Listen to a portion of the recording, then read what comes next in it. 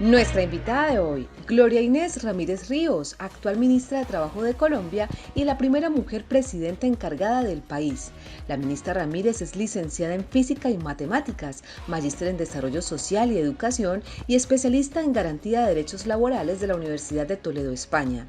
En su vida como educadora ha desempeñado su función en instituciones mayoritariamente de carácter público, lo cual la llevó a conocer la realidad del país, las condiciones en que se impartían las clases, el estado de salud de los niños, la infraestructura de los planteles, entre otros cuestionamientos que la llevaron más tarde a ser la presidenta de la Federación Colombiana de Educadores.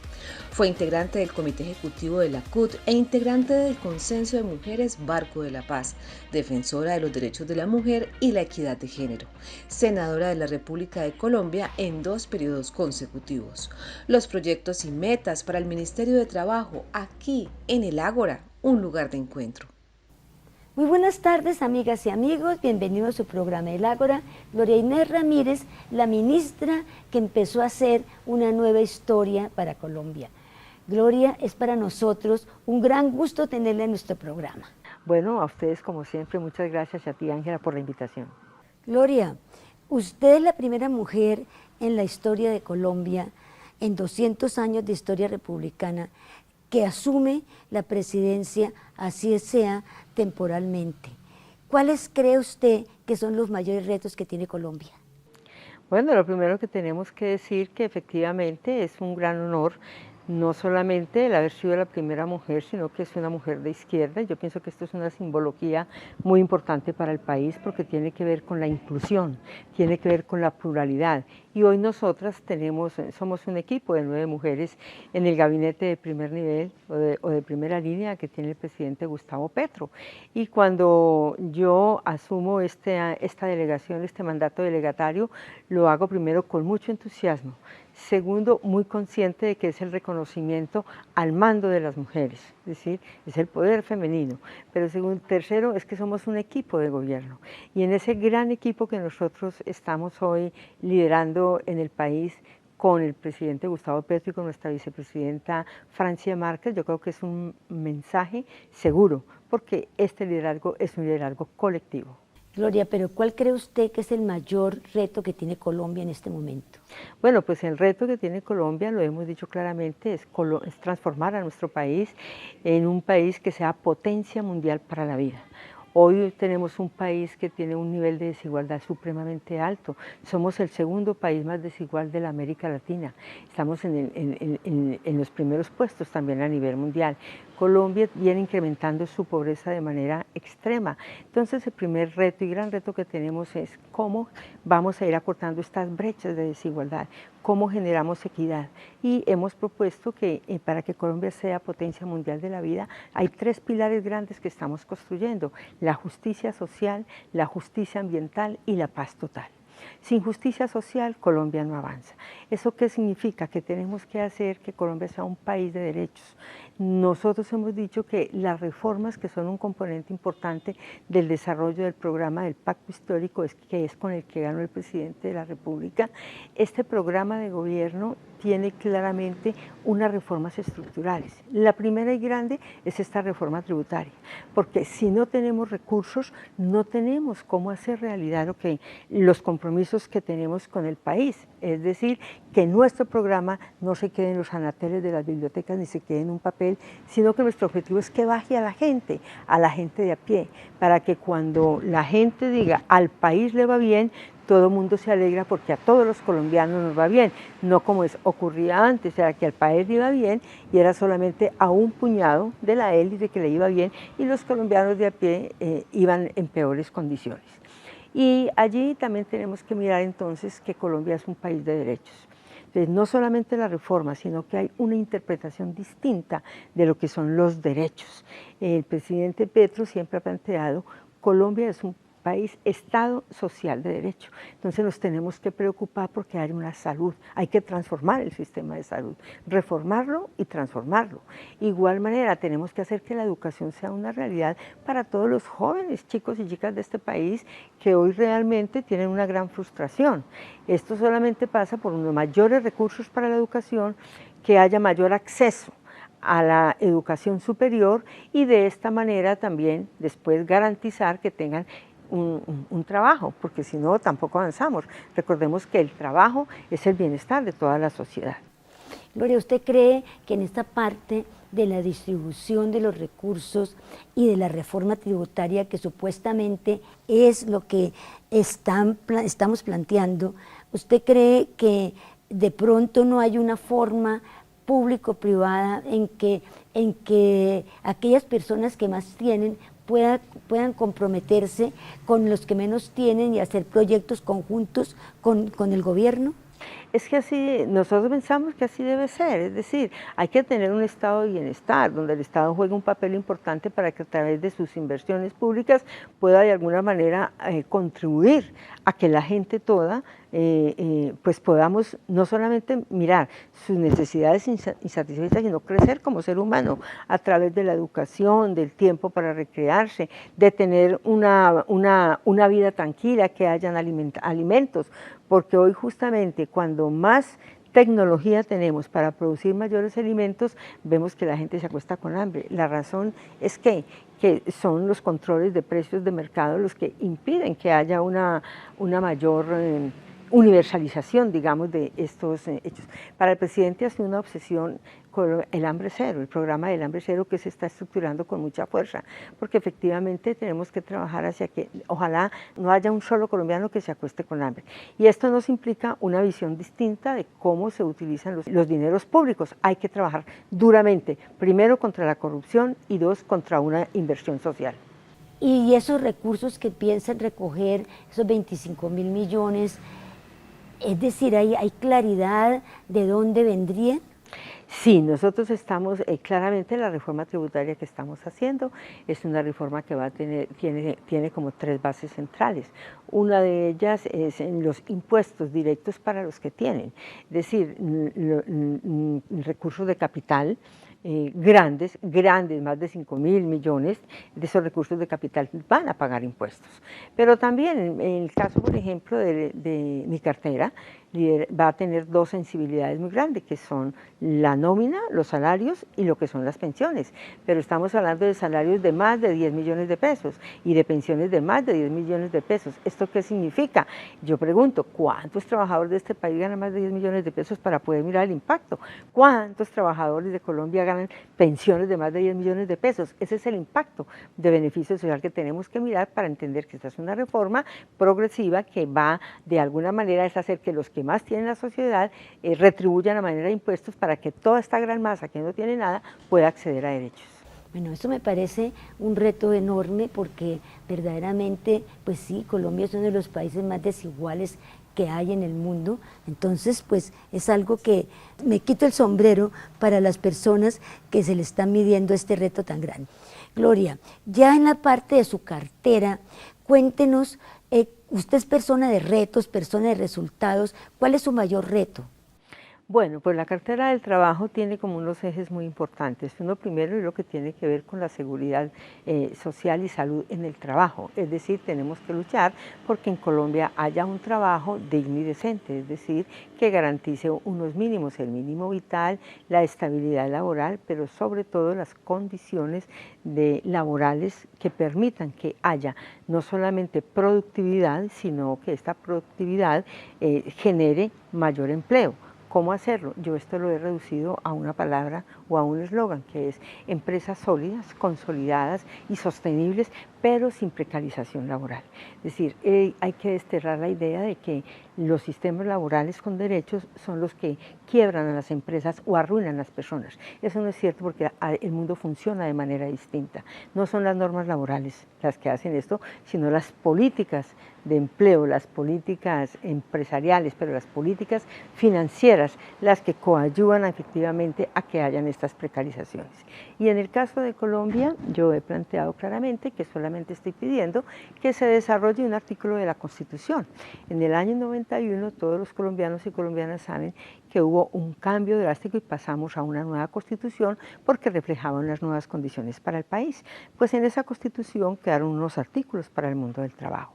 Y el artículo 53 mandata claramente a que el Congreso de la República con base en unos principios que están expresos en este mismo artículo, debe sacar una nueva ley que se llama Estatuto del Trabajo, garantizando salario mínimo, salario vital y móvil, garantizando estabilidad laboral, el principio de favorabilidad para los trabajadores y trabajadoras, es decir, es una ley proteccionista.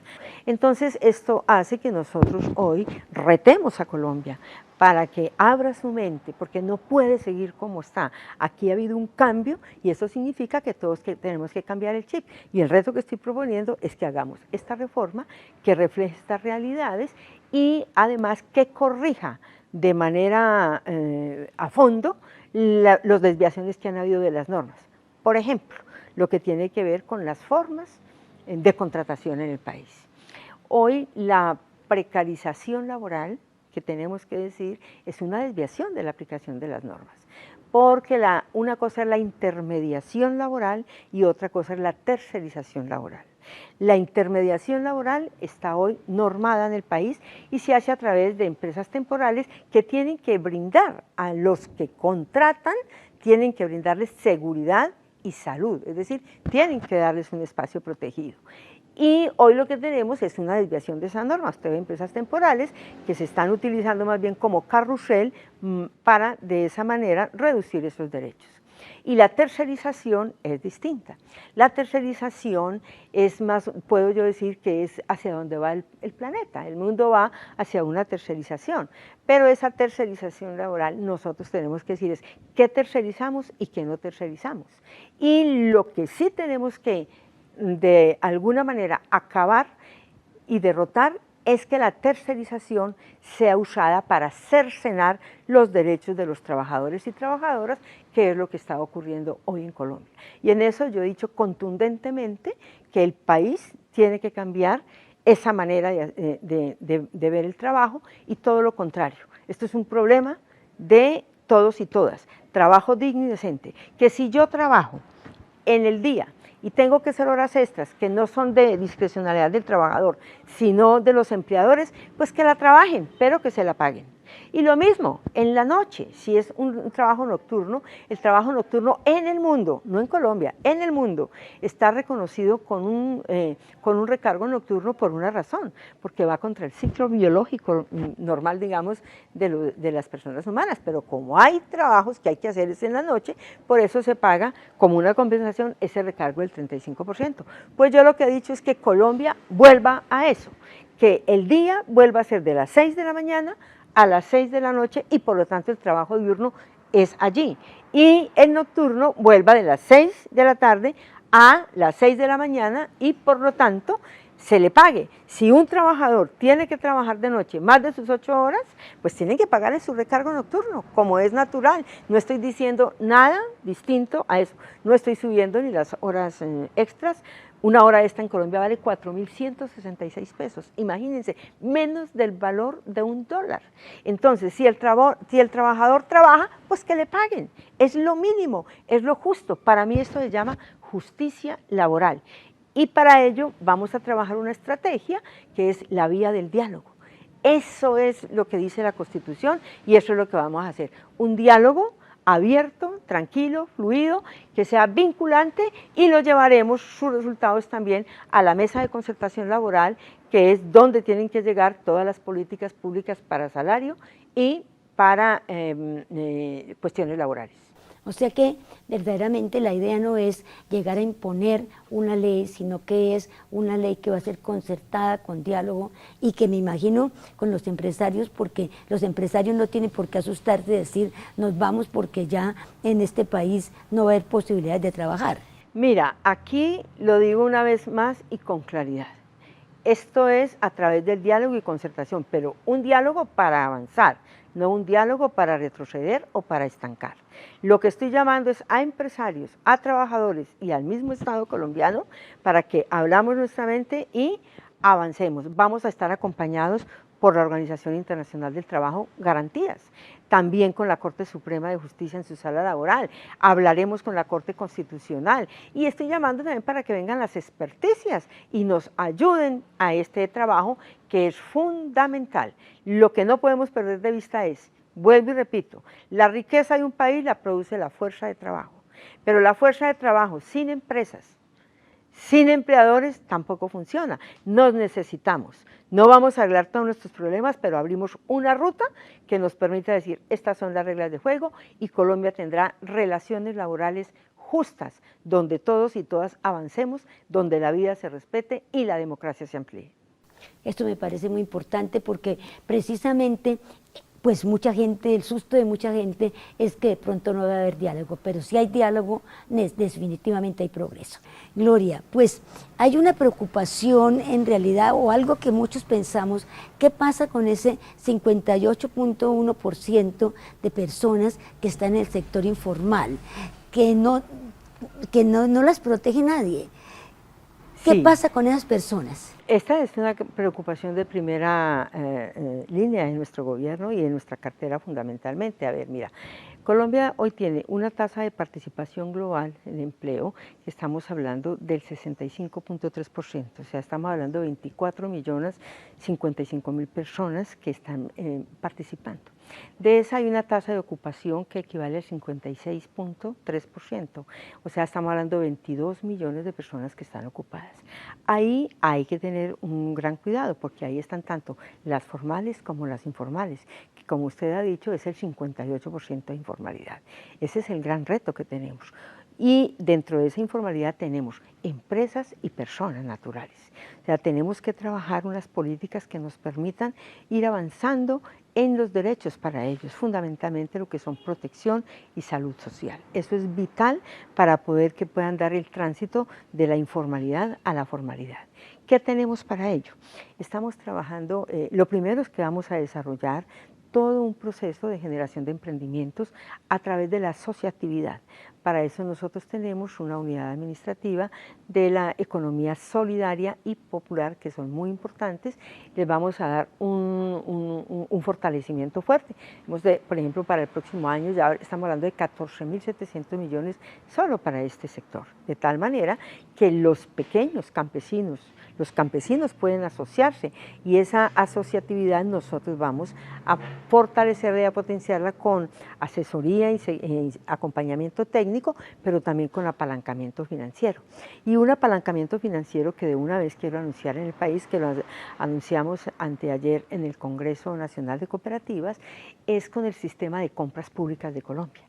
El gobierno colombiano o el Estado colombiano tiene alrededor de 5 billones de pesos para lo que llama seguridad alimentaria, es decir, se compran los alimentos de garantías para ¿quién? El Instituto Colombiano de Bienestar Familiar para los niños, el Ministerio de Defensa para alimentar a sus soldados, las cárceles para alimentar a sus presos, educación para alimentar a los niños y niñas. Eso suma 5 billones de pesos. Pero hay una ley que se llama la ley de las compras públicas y esa ley dice que de esos 5 billones o de las compras públicas, mínimo, oigan bien, mínimo el 30% debe ser comprado para las producciones locales. ¿Y dónde están las producciones locales? Pues en los pequeños campesinos, en las pequeñas asociaciones. Entonces lo que vamos a hacer nosotros es una alianza a través con el Ministerio de Agricultura, con el Ministerio de Turismo, Comercio e Industria, y con todo el gobierno para que cumplamos con este mandato. Si lo cumplimos, 1.5 billones de pesos, por ejemplo, para el próximo año tendrán que irradiarse ¿en dónde? Pues en los territorios. ¿Con quiénes? Con los campesinos, con la gente de a pie, con las pequeñas cooperativas que esto lo necesitan. Pero con un elemento, diría yo, más importante, porque lo vamos a hacer con un acompañamiento técnico y un apalancamiento financiero. Entonces, lo que le estoy diciendo aquí a los gobernadores y a los alcaldes es que así es que vamos a proceder para que ellos también se dispongan y a los ciudadanos y ciudadanas para que controlen, para que hagan las veedurías y evitemos que estos recursitos se vayan a la corrupción o se nos embolaten en el camino. Y lo más importante de esta ley, adivinen qué es que hay que pagarla de contado. O sea, los operadores, si usted compró un bulto de yucas y el campesino o la cooperativa o la asociación te trajo ese bulto de yucas, tan pronto lo pongas aquí a disposición, el operador tiene que pagárselo de contado. Y yo sí pienso que esto realmente es lo que necesitan el mundo rural de Colombia y las pequeñas asociaciones también del sector urbano como tal. Esa es una de tantas, Ángela. O sea que, digamos, eso quiere decir que inmediatamente estas personas que pueden estar en el sector informal van a empezar a recibir un ingreso tan pronto salga la ley, porque en este momento hay ese problema, el rebusque, ¿no? El adherente del rebusque, pues, ni siquiera sabe cuánto gana, ni siquiera sabe, porque se mete en un bolsillo y lo sacan del otro. No, la pandemia nos dejó una cosa clara, Ángela, la pandemia nos dejó que más de la mayoría de Colombia, el 58%, vive de la calle. Vive del rebusque de la calle. Ahora es como nosotros vamos a ayudarles para que efectivamente ese rebusque se vaya haciendo en condiciones de seguridad y salud social, que es lo que hoy estamos nosotros de alguna manera planteando. Pero también tenemos otros programas, por ejemplo, tenemos un programa de fomento al empleo. Eso quiere decir que las empresas, óiganse bien, grandes o pequeñas, que generen un empleo para jóvenes, un empleo nuevo para jóvenes entre 14 y 28 años, van a tener un incentivo del 25% tributario para esa empresa. Pero si es una mujer cabeza de familia, vamos a darle el 15%. Y si es una persona, digamos, en otras condiciones, van a tener un 10%. Esto es un flujo que va a permitir impulsar y generar la formalización y generar nuevos empleos, digamos, en el país. Y tenemos otro programa, perdóneme que te diga, otro programa que se llama, que es el de primer empleo que tiene el SENA, Colombia Joven. O sea, hay otros programas que estamos trabajando, lo que estamos buscando es cómo los vamos a integrar para que no sean aislados. Nosotros en esta cartera hemos planteado, de ahora en adelante el país tiene que saber que cuando habla del trabajo no está hablando solamente del ministerio, está hablando del SENA, que es una agencia que depende del Ministerio del Trabajo. Estaba hablando de pensiones, de Colpensiones, que también es adscrita. Estamos hablando del subsidio, la Superintendencia de Subsidio Familiar, que también está adscrita a este ministerio. Estamos hablando de empleo y función pública, que también hacen parte de este ministerio. Ahora lo que nos vamos a dedicar es a hacer esta política pública, no pensando en el interés de unos cuantos, sino el interés de la gente. Estos diálogos sociales que empezamos a hacer tienen esa magia, y la magia es que por primera vez estamos diciendo, ¿usted qué cree que tiene que ser lo central? Hagan unas priorizaciones de lo que se necesita y ahí vamos a hacer las inversiones públicas, que es lo que nos toca. Pero cuando no hablamos de salario, porque hay la gente que verdaderamente no come y que no tiene puesto y que seguramente nunca van a tener puesto, ¿hay alguna posibilidad de ayudar a esa gente con un salario que le dé el Estado?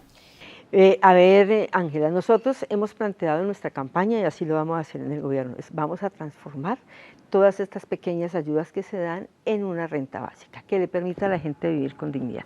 Por ejemplo, cuando hablamos de la reforma de pensiones, en el caso de mi cartera, la cartera que yo estoy liderando hoy con un gran equipo, nosotros tenemos una ayuda a protección a la vejez, esos son 80.000 pesos.